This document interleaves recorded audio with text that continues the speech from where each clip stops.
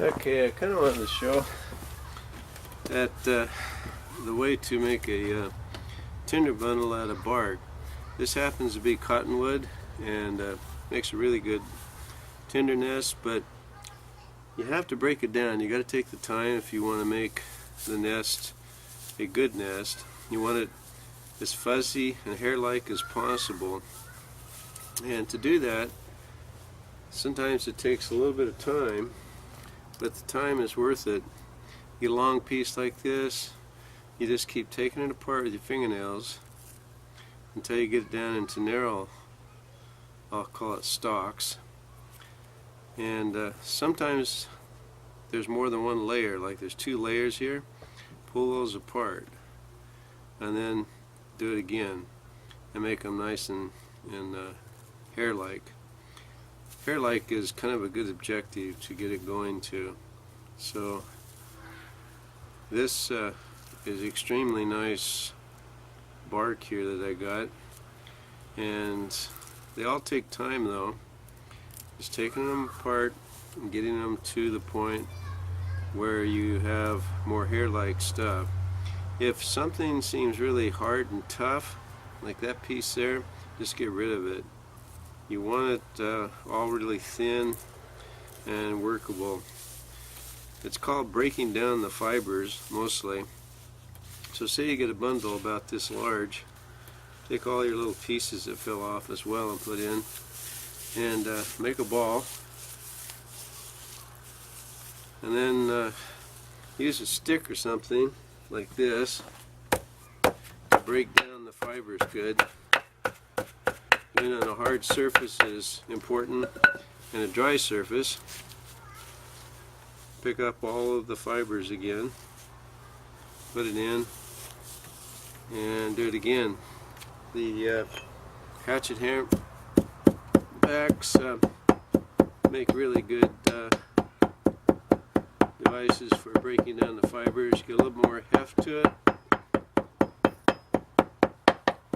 and does an excellent job. Then I pick it up, get all those little fine fibers in there without getting splinters, and then I take and I roll it too, twist it. That helps break down the fibers too. You can hear it crunching as you do that. And pound it again.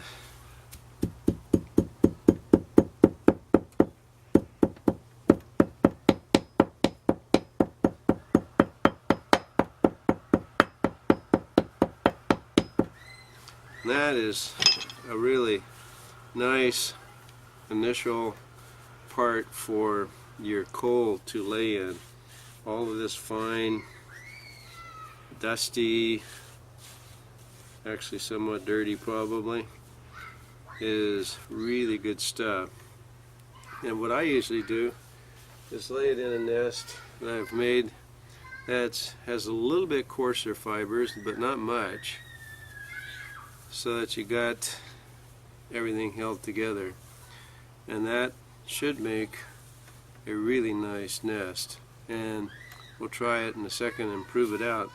Before you actually use the nest, once again grab all the fine tailings, you might say, that are really dusty fine particles, and put them in the center of your nest. They will catch the coal first, but that's one way I do it to break down the fibers and make a nice nest. A tinder nest is so important in a friction fire or flint and steel fire, because if you don't have a good nest, all that effort put into flint and steel or bowdrill, hand drill, is to naught. So get a good nest. Next part is, let's use it. Okay, the second part of all this is making your coal. And I'm using a hole already that's been done on this, and it's getting really down there, so I'm not sure if I got enough room to make a coal here this time.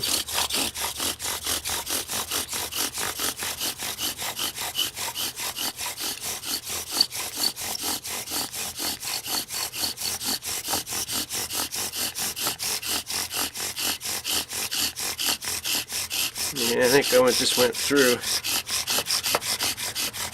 Maybe I can squeeze it out though.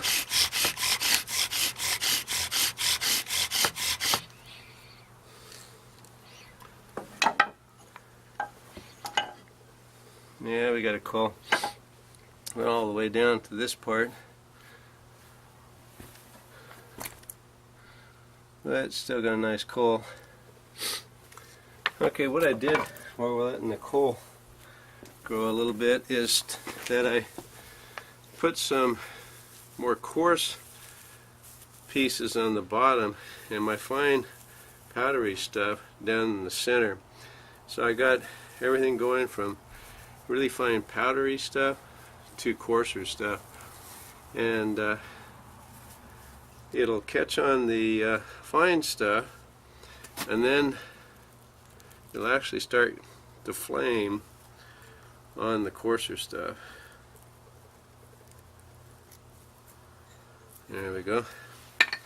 I'll zoom out a little bit so you can see that part. Whoops, wrong way.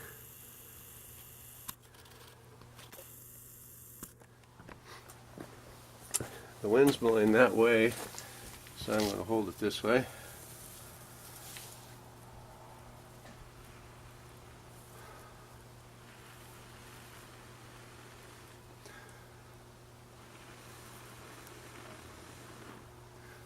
There we go.